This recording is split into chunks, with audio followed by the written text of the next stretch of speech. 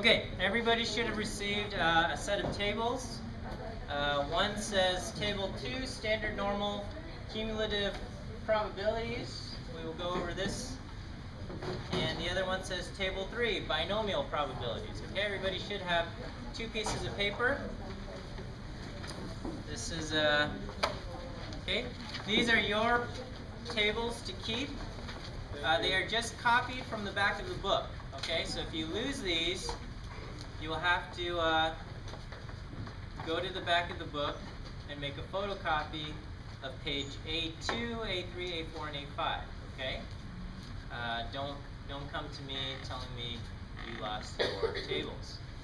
You will need them for future quizzes and things of that nature.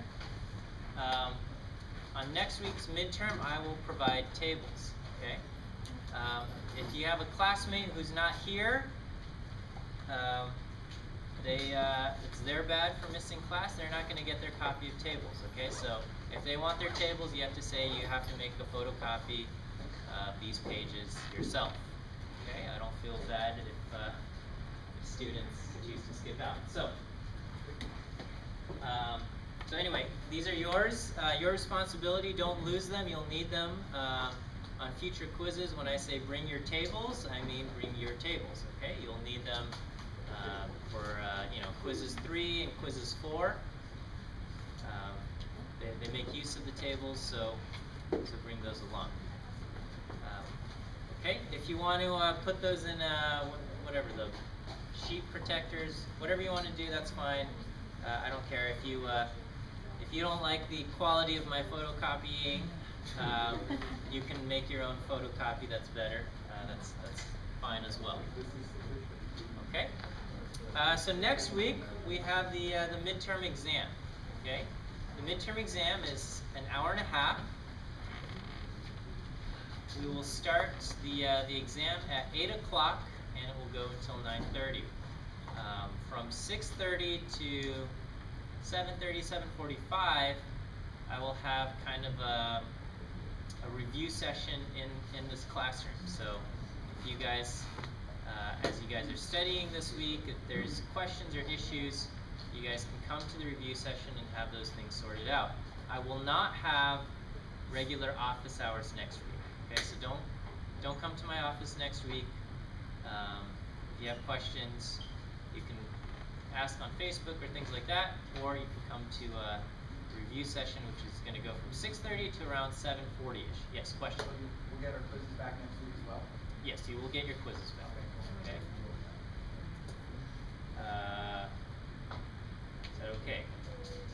Yes. Do you also get a cheat sheet for the midterm? Yes, for the midterm you get a letters sheet of paper. Something like this? Yes.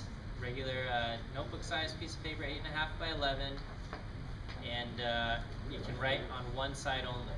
Okay, and I mean that when I say writing on one side only, there's writing on one side only. If there's writing on both sides, even if all the writing can fit on one side of the paper, if there's writing on both sides, I'm going to have to take that paper away. All right. I don't want to have to be a jerk, but I do have to enforce the rules, okay? Otherwise it's unfair for the other students.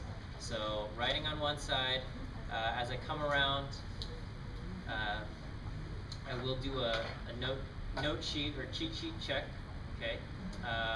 Bring your IDs next week as well, okay? So Like any ID? photo ID, all right? So driver's license, student ID, passport, whatever. Okay, photo ID. Okay, it's part of the exam is Scantron. Part of it is short answer. Okay, I will provide the Scantrons. You will need to bring your own calculator, pencil, and eraser, and your note sheet. Don't bring scratch paper. You will do all of your work within the exam itself. Yes. Does it have to be a number 2 pencil? You know, I don't have a number 2 pencil. I don't know what kind of pencil do you have. I think of mechanical pencils. Yeah, that's probably a number 2 pencil. Okay. Oh, really? I'm pretty sure 99% of mechanical pencils are number 2 pencils. Okay. 99% of pencils sold are number 2. Okay. So so don't worry. And you know what? Even if it's a number 1 or a number 3, generally it works fine. All right. You know, make sure you bring your own eraser, and make sure your calculator works. If your calculator doesn't work on the day of the exam, I can't help you out. All right. So make sure your calculator works. Check your batteries. Whatever you need to do, make sure it works. I don't know what else I have to say.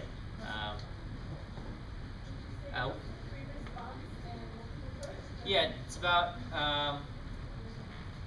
3/4 multiple choice, and a quarter of it will be free response. Okay. And again, test seating. So make sure there's at least one open seat between you and your neighbor, except for the front 2 rows. But you know, it's like today where a bunch of people are missing. Everybody can sit a seat apart. Yes. It is cumulative in that it covers from chapters 1 through today's chapter 6. Okay. So the quizzes have just been what's been covered the previous 2 weeks. This midterm will cover from chapter 1 all the way up to chapter 6. On the website, there's a page that says about the midterm, and it kind of gives a list of topics that you need to know.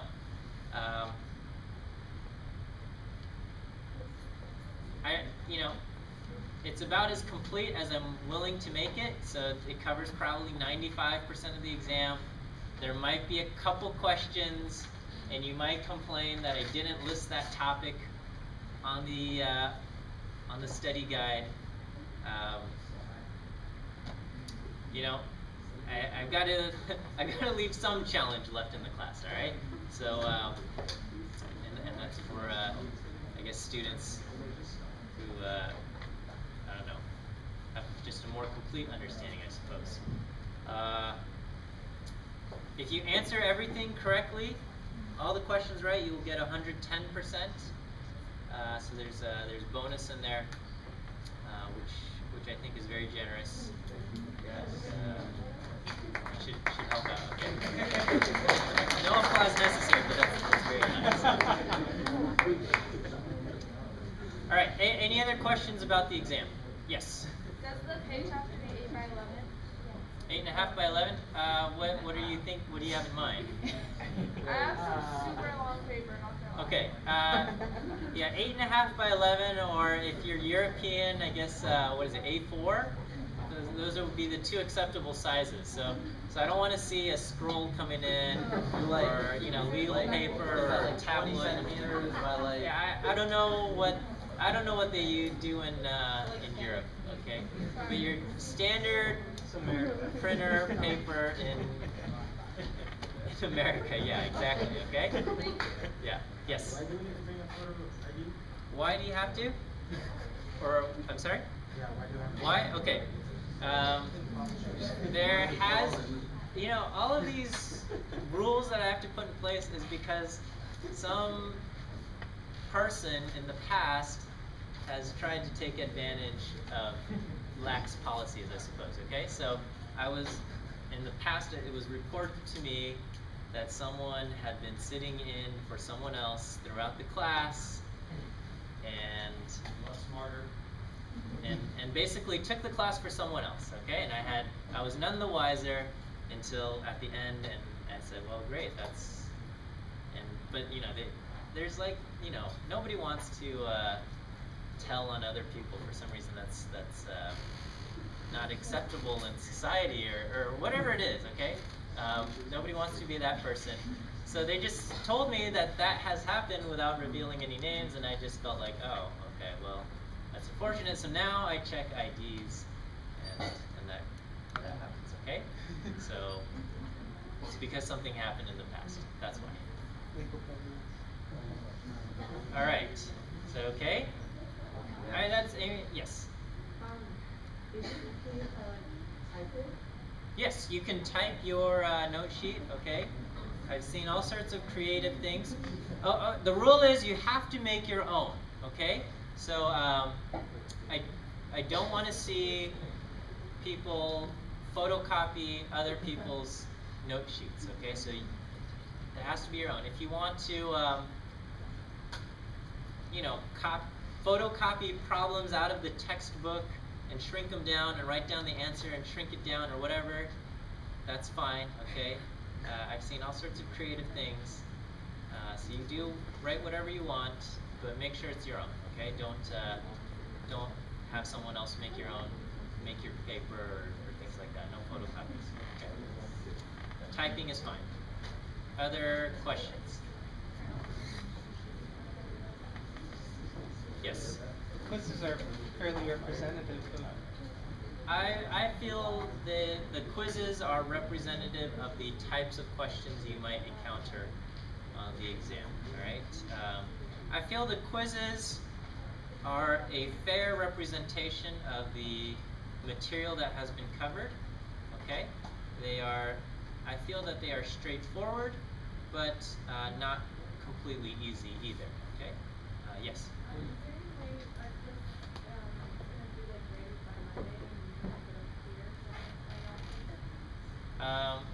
I don't come on campus on Mondays, so you'll get your quiz back during the review portion, and if you, I won't have office hours, so you'll get your quizzes back during that review session, okay?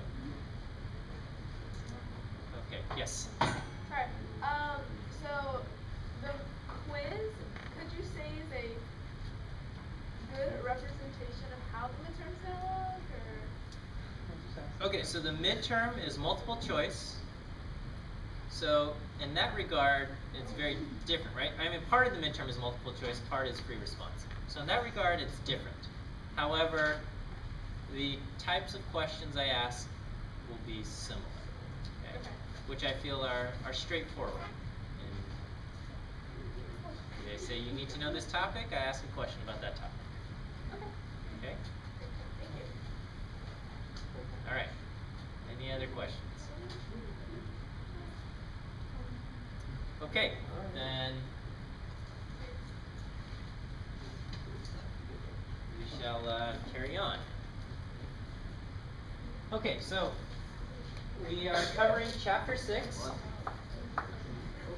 which is on the normal distribution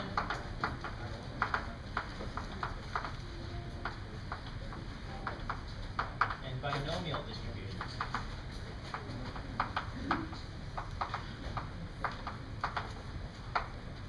Let me close this door.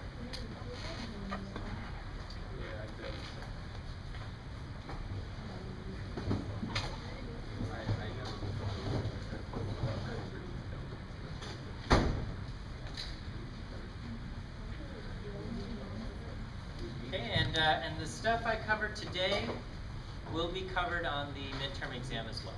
Okay, so pay attention. Okay, the normal distribution and binomial distribution. These are both examples of probability distributions. Okay?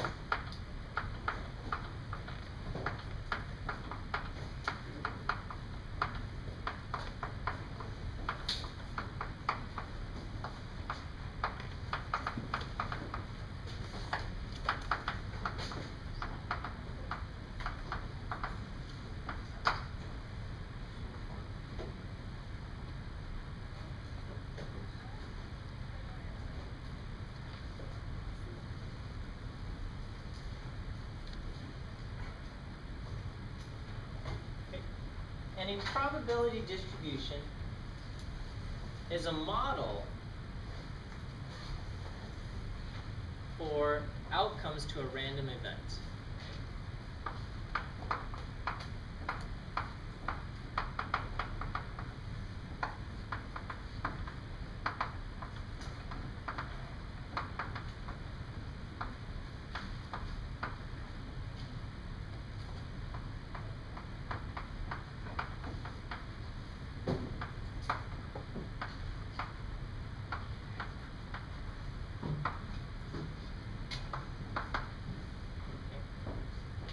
random event is basically any type of experiment or something where the outcome is unknown.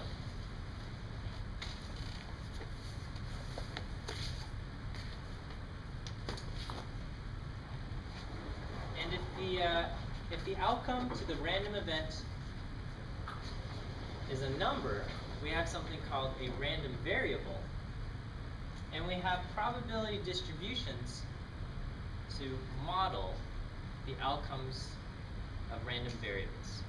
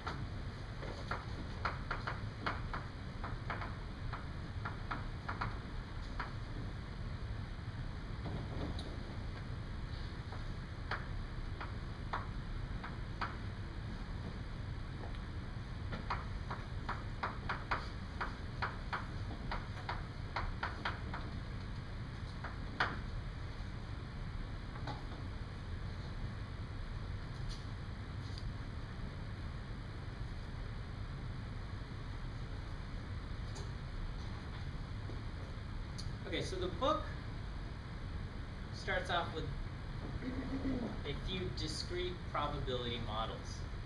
Okay?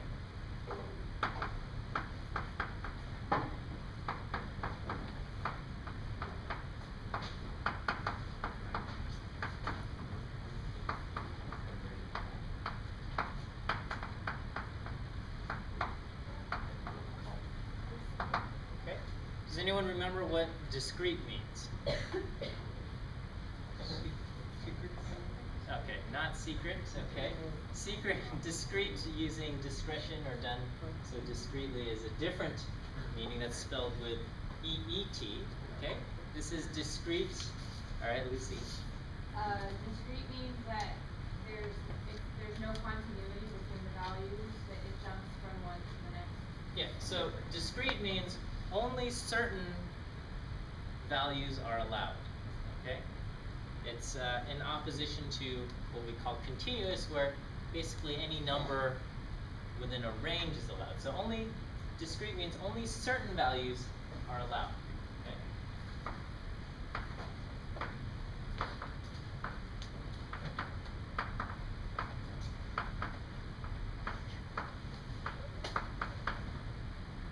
Okay, so for example, if we ask how many children do you have, your answer has to be a whole number.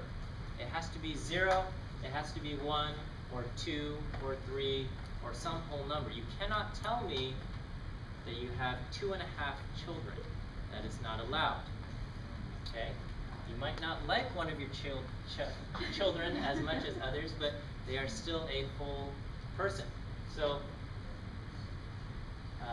in that case, the answer to the question, how many children do you have, is a discrete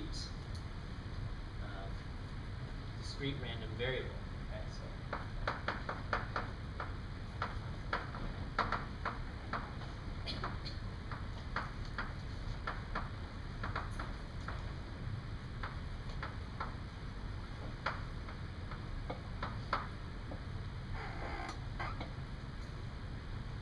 Okay, so this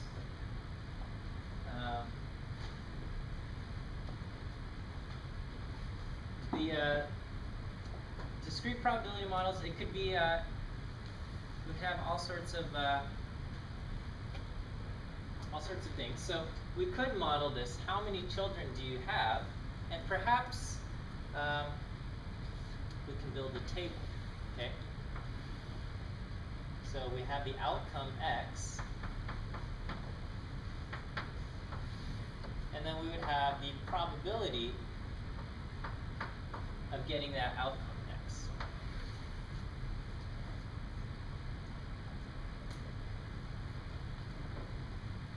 So people could say I have 0 children, I have 1 child, 2 children, 3, 4, 5, 6, and then let's just we'll throw everybody with 7 or more together.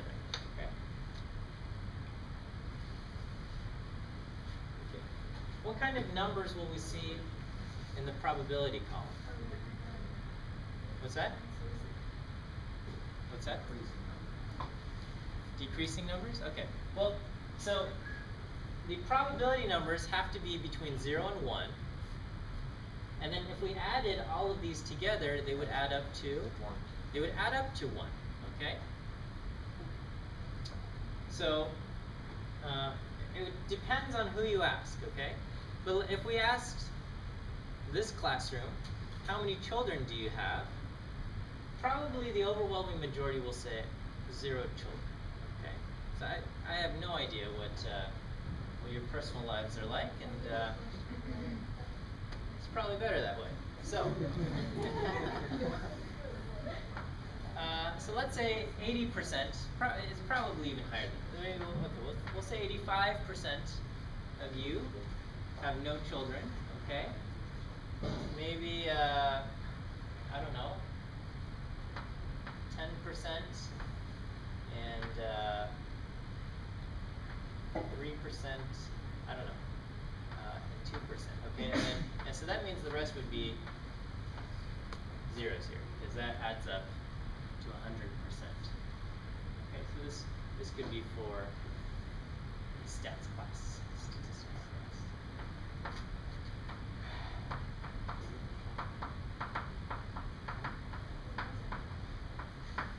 Does this make sense? Okay, so if we were, this is basically saying if I were to pick a random student from the class, there's an 85% probability that the student I pick has 0 children. Okay? And there's a 10% probability that the student has 1 child, and a 3% probability that the student has 2, and a 2% probability that the student has 3. Okay?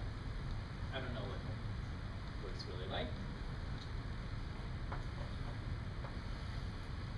And we can graph this. Okay? So along the x-axis, we put down the possible outcomes. 0, 1, 2, 3, 4.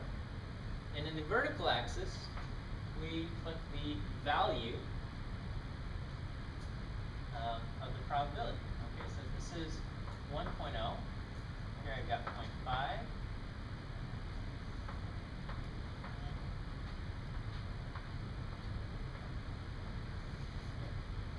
So 0.85 would be right around here. And I would put a dot there. Okay, so this shows the probability of getting 0 is 0.85. You guys see that? Alright, and then so I would put a dot where for 1? I would put a dot right here at 0.1, and then 2 and 3 will have very low dots, not at 0, but very close to 0. And then 4 and up, the dot will be at 0. Is that clear and visible to you guys? Okay. Now, the book does a stylistic difference. Okay. Basically, it says these dots are kind of hard to see when they're all by themselves, so we're just going to draw a vertical line to make the dot more visible. Okay, but otherwise, it's exactly the same thing.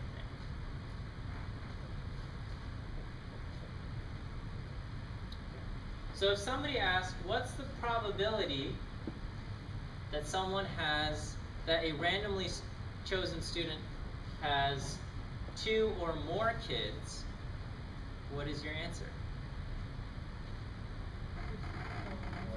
So if I said, what is the probability that a randomly chosen student has 2 or more children? Your answer is 0.05, right? We're adding the 0.03 for 2, the 0.02 for 3 children, and everything else is 0. So the total probability of 2 or higher is 0.05. Okay? probability, so I'm going to just write x is greater than or equal to 2, and this is equal to the probability that x is 2 plus the probability that x is 3 plus the probability that x is greater than 3, alright? So in that case, I've got 0.03 plus 0.02 plus 0.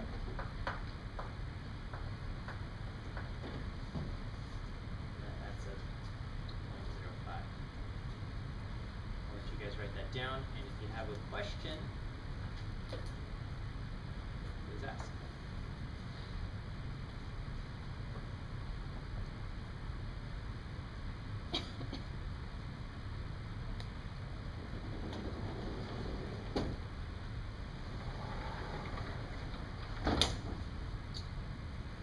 So that is the discrete case. Discrete, again, meaning only certain outcomes are possible.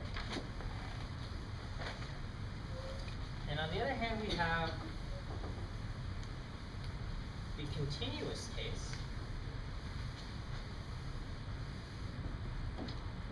where any number within a range is allowed. Okay. So we could say, how much do you weigh? And that would be your answer could be any value between 0 and a billion pounds. Okay. I don't know what the heaviest person ever was, but probably like 1,000 pounds or something. I don't know. And your answer can be anything in between, right? If you stand on a scale, it will probably say something like 153 pounds, okay? But the truth is if you had a very precise scale, it might say 153.167 pounds or something like that, okay? So your answer could be basically take on any number of decimals.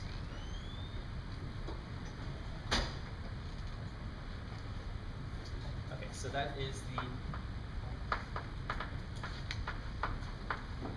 continuous random variable.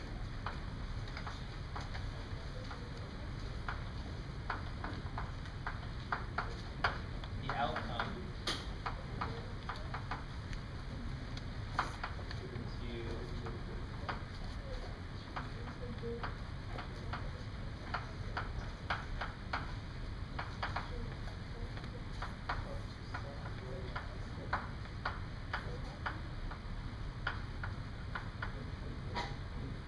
Alright, you guys came in late, and I'm just asking you not to be disruptive, alright?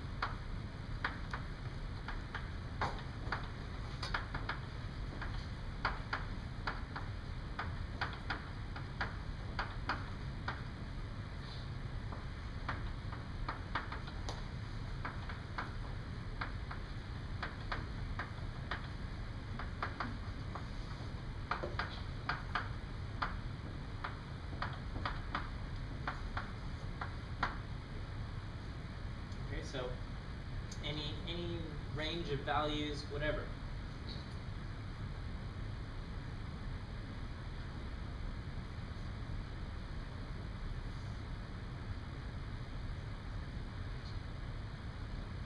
So for continuous random variables, we can't make a table of outcomes because there's infinitely many outcomes. I can't list off every single possible weight that somebody could possibly weigh. Okay, there's just somebody might weigh weigh this much, or somebody might weigh this much, or any other values possible. I can't list them out, so I cannot make a table.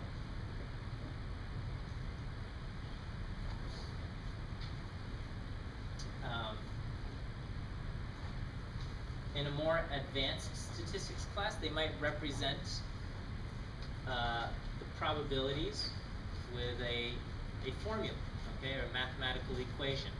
Okay, we're not going to worry about that, okay? But we can still make a graphic representation, okay? Rather than having dots, we're going to have a smooth curve.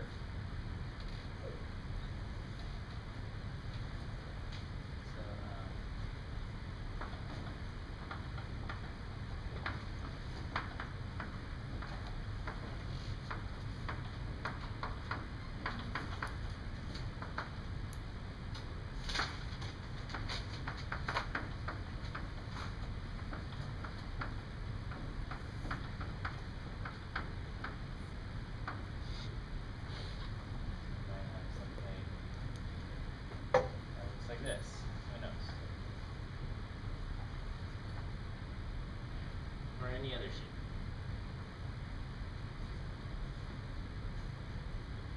Depending on the circumstance. Maybe it looks like that, okay? Or any other shape allowed. Okay?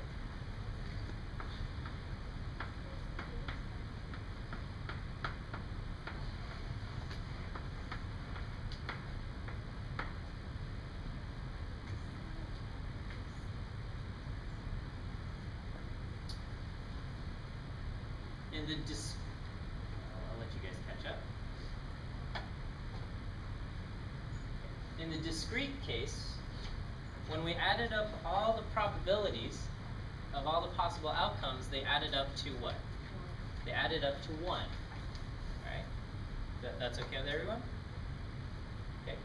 In the continuous case, we don't have individual outcomes to add up. However, we can calculate the area that's trapped by the curve, okay? And if we take the area underneath the curve, that area always is 1, okay? So for a continuous probability distribution, the area under the curve is always 1.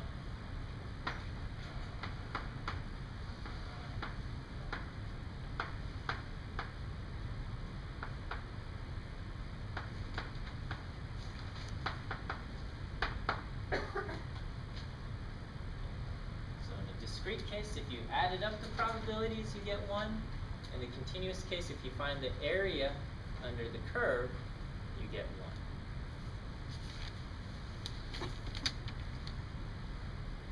Okay, so that's just our very, very brief introduction to probability distributions. You have a few questions in the book based on that, okay?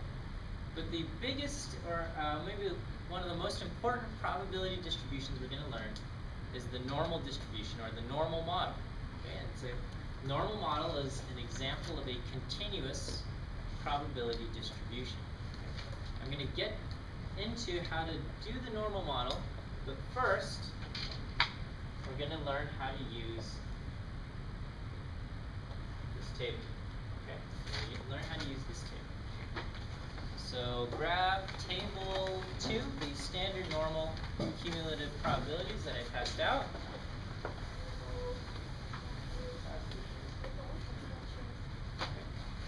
Let me,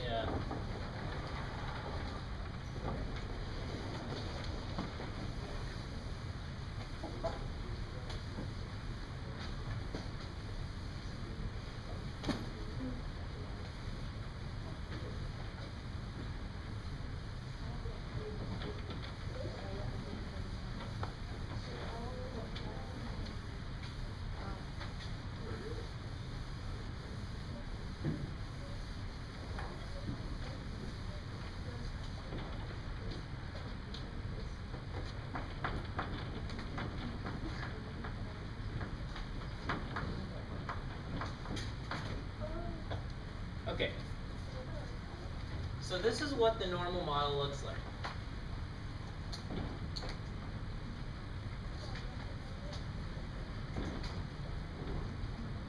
Okay. a probability distribution.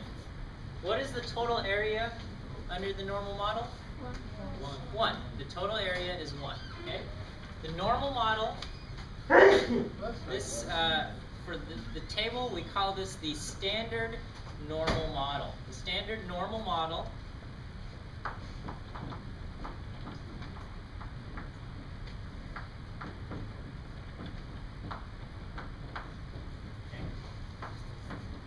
has a mean. Okay, and the symbol that we use for mean is mu. It looks like a U with an extra leg in the front. Okay, it's actually the Greek letter for M, for mean. And it has a mean equal to 0. And the standard normal model has a standard deviation. Okay, and the Greek letter for standard deviation is sigma. It kind of looks like an O with a tail in the front, or a sideways 6 or whatever, okay? It's a sigma. It's a sigma. And that's equal to 1. It's a Greek letter for S. So the standard normal model has a mean of 0 and standard deviation equal to 1. Okay. So if the mean equals 0, what does that mean? The mean is, what's our practical or intuitive interpretation for the mean? You add up the numbers. Okay, the average, you add them up and you divide, but what is the kind of maybe the physics interpretation for the mean? The balancing point. The balancing point, okay? So in this case, the balancing point is right here in the middle, right? It's supposed to be symmetric. Maybe my illustration isn't perfect. Okay, so this is our balancing point. And so this says right in the middle of the normal distribution is 0. That's what it means to have a mean of 0. The center is right there.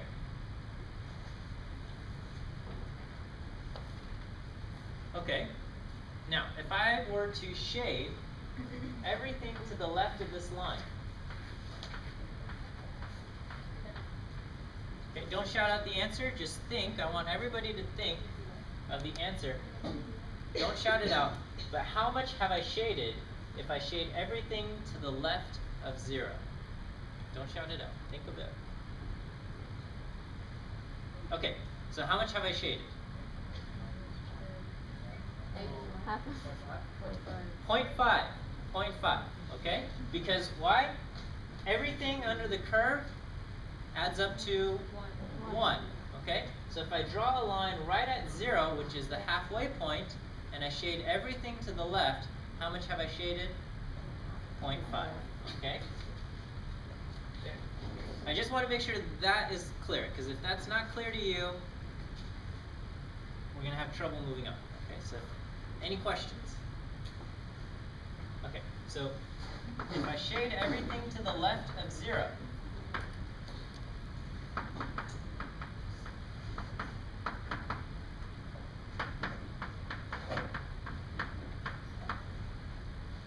I have shaded 0.5. Yes? So unless there's a negative and a positive Yeah. 0. I will. We'll worry about that. Okay. Let me just get our brains to understand where I'm heading first. Okay. All right. I'm gonna just go ahead and kind of mark where the number 1 is, and the number 2, and the number 3. Okay. Now, my picture doesn't quite represent it, but there's still just a tiny little gap. The line, the curve actually never actually touches 0. It comes very, very, very close. We call that an asymptote. But it comes very close to 0, but it never actually touches it. Okay. So, again, don't shout out the answer. But approximately, if I take the number 3 and I shade everything to the left of the number 3,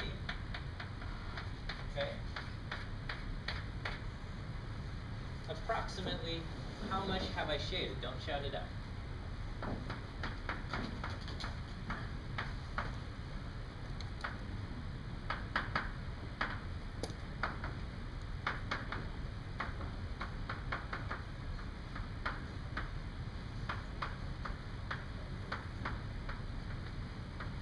Okay, about how much have I shaded?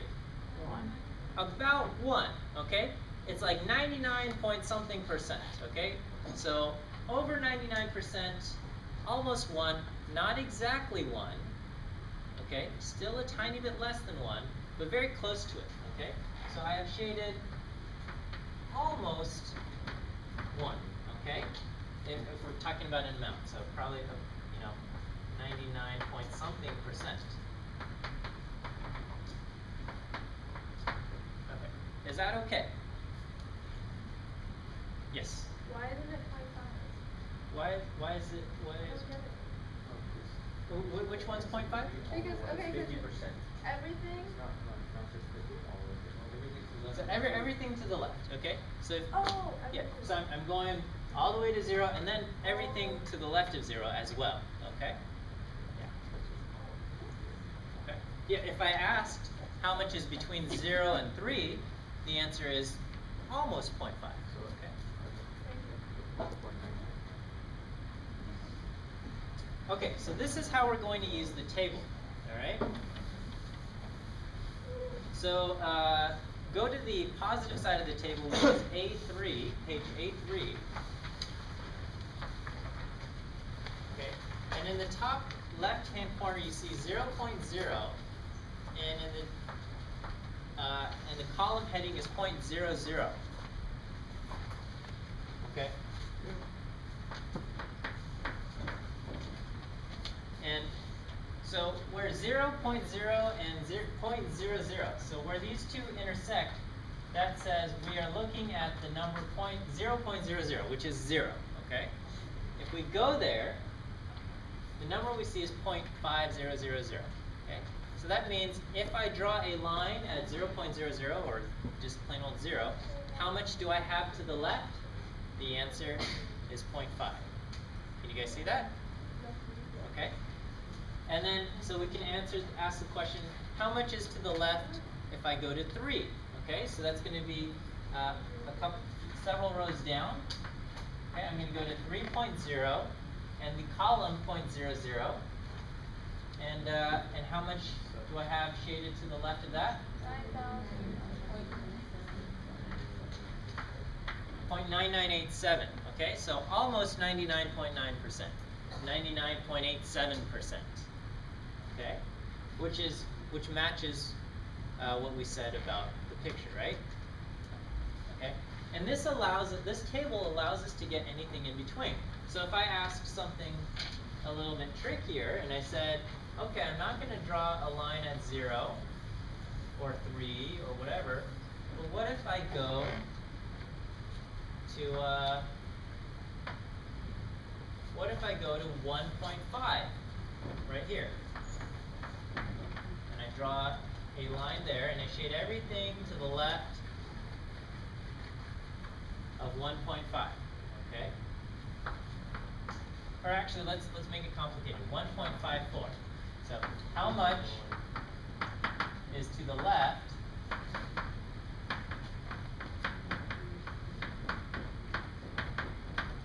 of 1.54? Okay, so I'm going to go to the row 1.5, and I go to the column 0.04. Okay, and 1.54, that gives me 0.9382.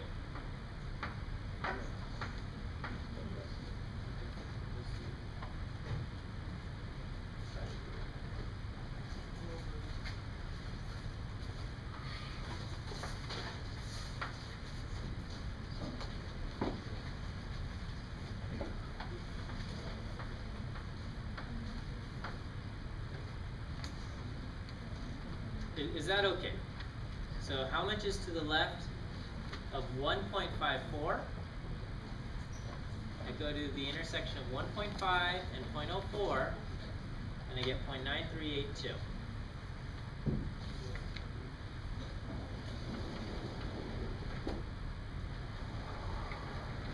same thing works on the negative side of the table.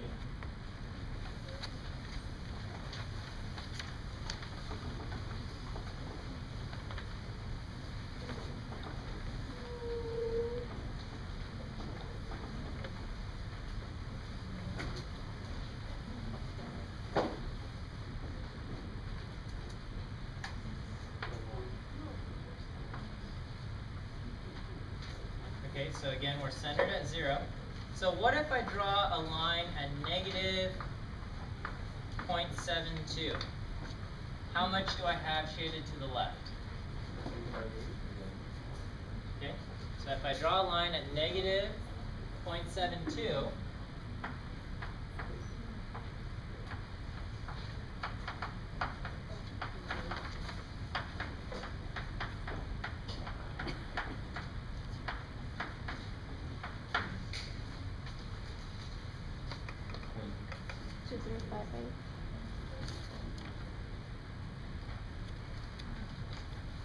so I go to the row, negative 0.7, I go to the column 0.02, and I get 0.2358.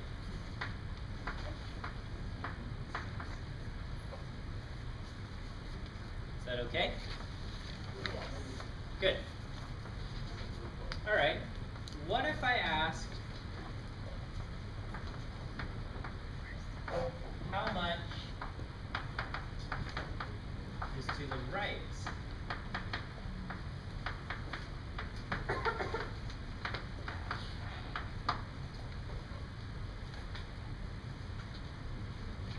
Okay, so the table always gives you the area to the left. It will never give you the area to the right. If you 1 minus.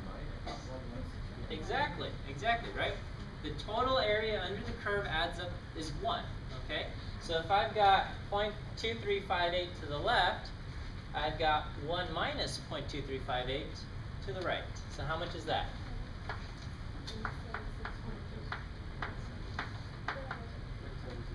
Okay, yeah, so I do 1 minus 0.2358, and you get 0.7642. So learn how to subtract quickly from 1, okay? And the trick is just subtract each digit from 9 except for the last one and subtract that one from 10. Okay, so you can pretend you've got 9, 9, 9, 10. 9 minus 2 is 7, 9 minus 3 is 6, 9 minus 5 is 4, and 10 minus 8 is 2. Okay, that'll be a quick way to subtract from 1. Just pretend it's 9, 9, 9, 10. Okay, each digit. Is that okay? All right. And I'm going to mention a shortcut here. And this works if you're comfortable with it. If you're not comfortable with it, just ignore the words I have to say here, okay? The normal table is symmetric, meaning the area to the left of negative 0.72 is the same thing as the area to the right of positive 0.72. Okay, so if I go to positive 0.72, the area to the right of positive 0.72 is equal to the area to the left of negative 0.72. And then the flip-flop is also true. The area to the right of negative 0.72 is equal to the area to the left of positive 0.72, okay, because it's symmetric. So if I say how much is to the right of negative 0.72, you could look up negative 0.72 and get 0.2358 and do 1 minus that. Or you could look up positive 0.72 and just take the area to the left.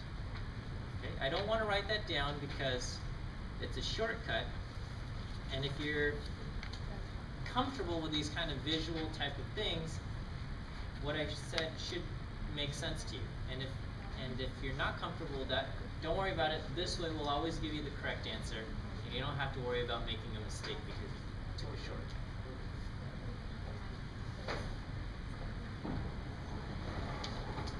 Okay, so let's just try a few drills, and just to check our understanding of the normal table. Okay, and then we'll.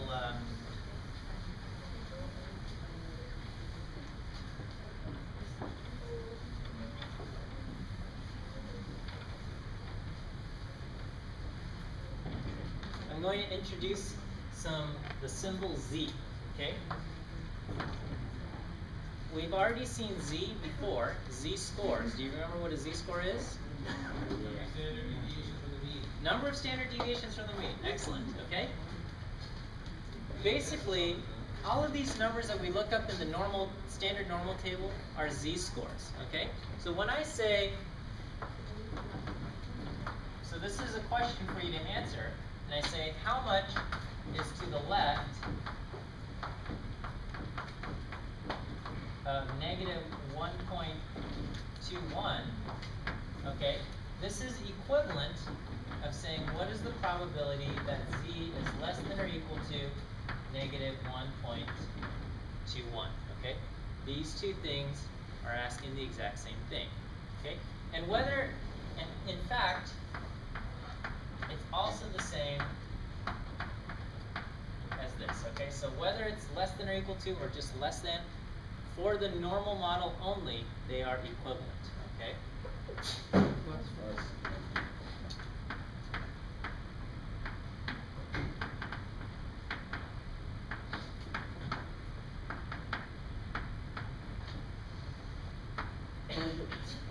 Okay. In any other situation, when it's not the normal model, these two will not be equal.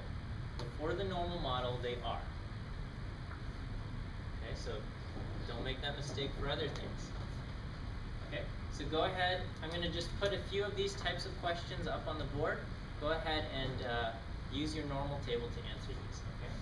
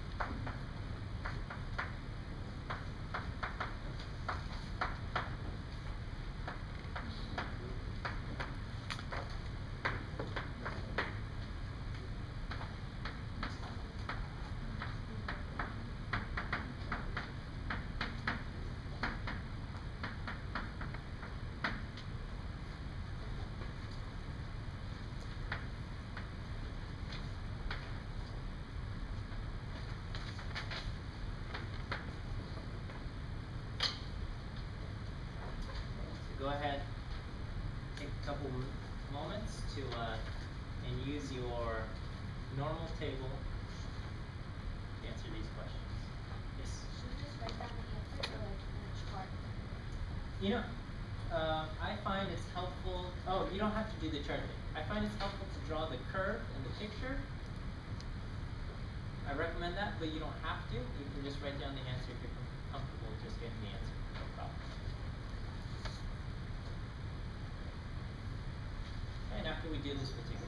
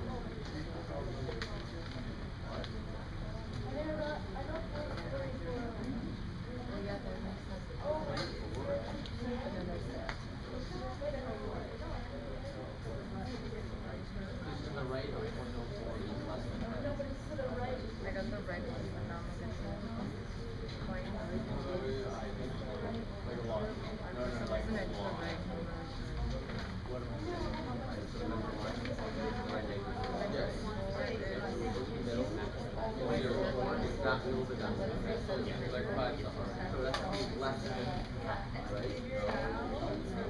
Yes. So then find the number of 24.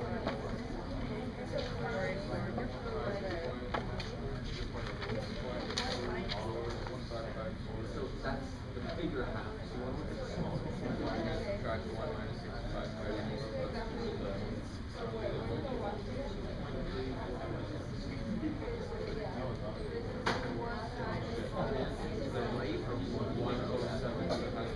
So we can go 0 minus 1 minus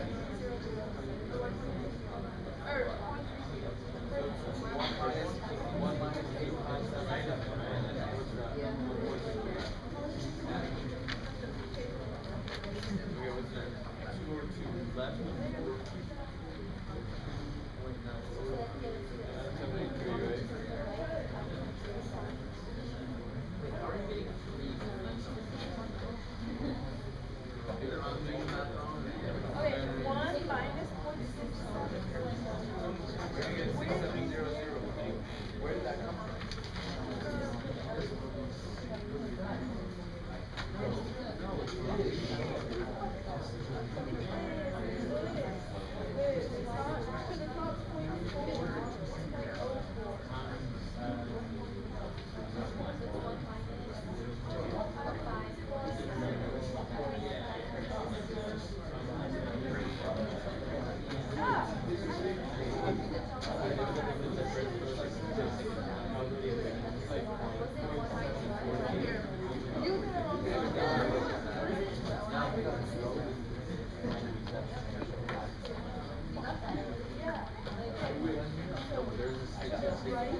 Yes, question. All right, shh, settle down, settle down. We're going to go over this quickly. Yes. When we're going to the right, say for the second one, this is right of 4, we get the from here and then connect that from right?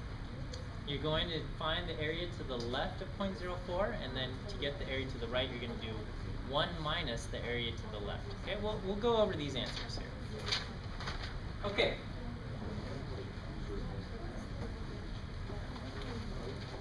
What is our very first answer?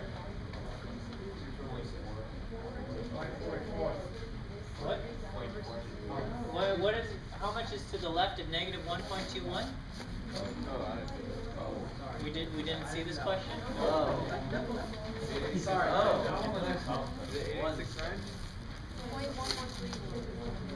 0.1131. Okay. So, do I need to go over this? Yes? Okay. Yeah, I feel. So how much is to the left of negative 1.21? All right. Which side of my table am I using? Am I using A2 or A3? A2, okay? A2 is the negative side of the table, and that's because the z-score I'm looking up is negative. Okay? So z is equal to negative 1.21. I go to the negative side of the table. What row? Okay, so I know some of you guys got this really easily.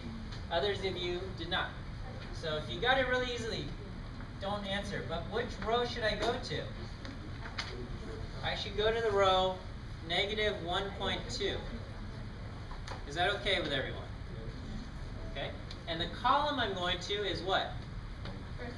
0.01. Not the first one. The first one's 0.00. Okay? So negative 1.21, if I have to do it, it breaks apart into negative 1.2 and 0.01. These two combine to make negative 1.21. Can we see that? Yes. Okay? We just break apart the number like that, and then what is the number I find there? 0.1131. And so that is my answer. The table gives us the area to the left. When I say how much is to the left, you just look up the number in the table. Easy as that. Yes? Yeah, there's no difference for the less than or equal to or less than for the normal distribution, okay? For other things, so what we're doing now, they're exactly the same. For other things, which, for example, the binomial, which we're doing later today, they are different. Okay? 0.1131, good. How much is to the right of 0.04? What is our answer? 4.8. Okay, the answer 0.4840. Do I need to go over this? Okay. Okay, you know, some of you, I know you guys are like, you got this, but others of you don't, and this is important, so I just want to make sure we have this. Okay, so I'm looking up 0.04. Okay, this is important. Which row do I go to? Negative. I go to the row 0.0. Okay, as I was walking around, I saw some people going to the row 0.4. It's not 0.4, it's 0.04. Okay, so I go to the row 0.0 and the column 0.04. Okay, and what do I find there? I find 0.5160, and that is 0.5160 is the area to the left of 0.04. But I'm asking how much is to the right of 0.04. Okay, so the area to the left is 0.5160. So the area to the right is 1 minus 0.5160. And that's how I get 0.4840.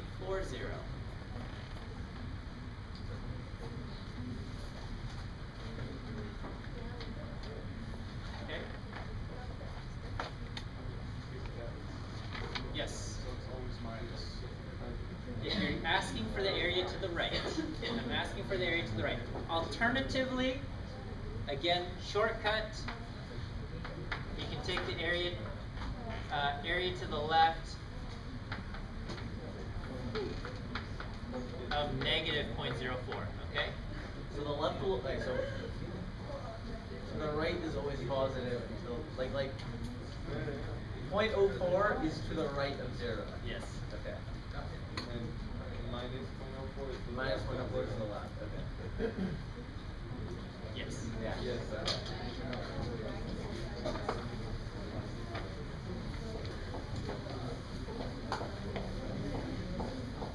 Okay.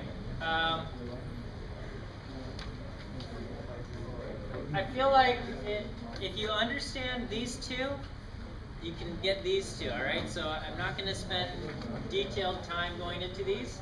All right, how much is to the right of 1.07?